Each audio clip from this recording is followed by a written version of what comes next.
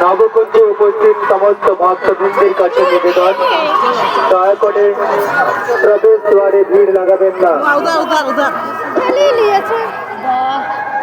প্রবেশ দ্বারে যে বাঁশের ফুল বানানো আছে তার উপরে দয়া করে ভিড় লাগাবেন না। দেবসভা দর্শন করার সময়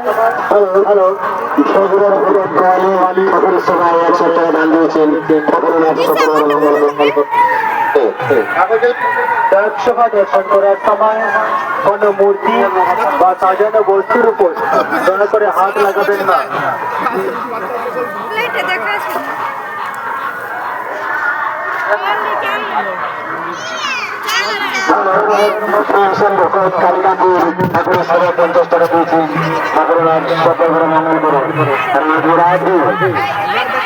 শৃঙ্খলা বজায় রেখে নবকুঞ্জের পরিক্রমা করুন এবং দেবসভা দর্শন করুন।